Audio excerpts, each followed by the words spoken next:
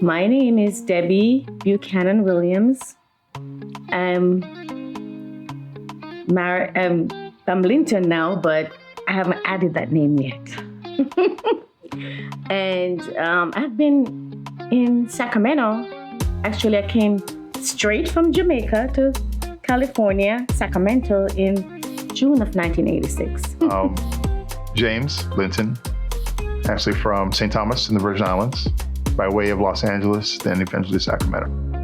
I was working for Hotel Hawthorne Suites in downtown area, and I was a very avid Facebook user. So I had made a post one day that caught her eye, and she looked at my bio to see who this guy was and saw that I was from the Virgin Islands. Said, "Oh, island man that is in the hotel industry, can help me get jobs for my family and friends." So she reached out to me to see whether or not I had any jobs open at the hotel where I worked or could refer someone somewhere. And I said, "We're always hiring." So when she walked in the door with her family members and I saw her, I forgot about them. And I used to attend Calvary Christian Center. Dr. Godot was my pastor at the time. And I learned a lot about being a man of God from him. And then unfortunately, I developed kidney disease in 2015 and took a step back from that ministry in order to heal. And over time, I began to just slowly but surely deteriorate more and more, to the point where in 2017, I moved with Debbie. And she took care of me because I really couldn't do a lot of things for myself. I could still be independent to some extent, but there was a fair amount of things that I just needed to make sure that my mom, being in LA, said, "I need him watched over." And this lady here was my watch keeper. So whatever I needed, if something physical came along, she could run on my behalf and take care of things. And then also to the point where we fell in love and got married in 2022.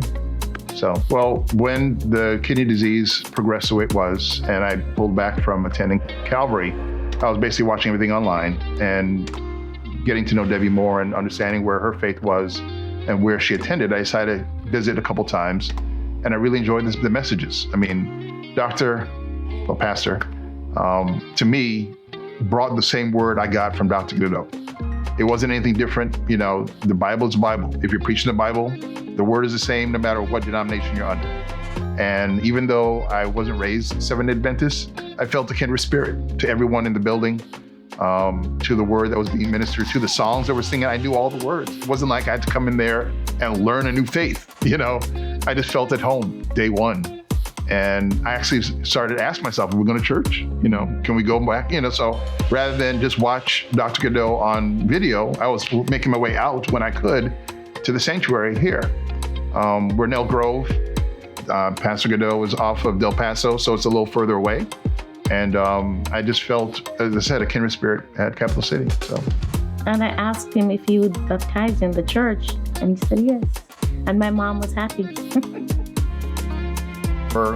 When you're married, you know, it's not a 50-50 because you're taking away half of what you need to give into it. It's got to be you give 100, they give 100, and that builds into whatever it's going to be. And if my wife has a comfort level where she is, I have no problem going there because I'm still getting the same word. I'm still being fed.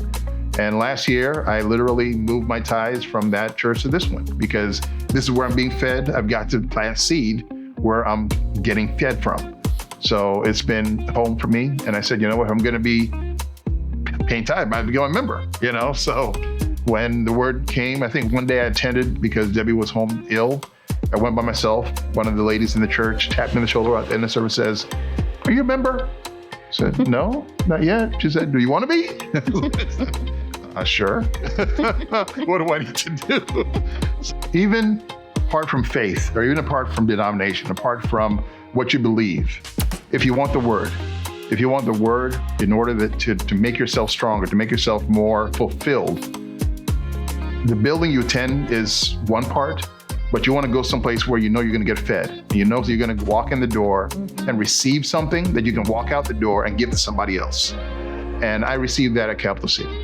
No matter who's behind the pulpit, if it's the pastor, if it's Dr. Bolgen, if it's a guest speaker, we're all getting something that we can take into our everyday life. Isn't that awesome? And I have never felt that across the board. Whenever I'm in a body, I want to find out where I fit, what my talents can be used, and then I will lend that to the ministry as well. But as of right now, I can't visualize what I'll be doing, but it's got to be something. I'm not one that can walk in, give the word, and leave, even though it's what I've been doing for a while now.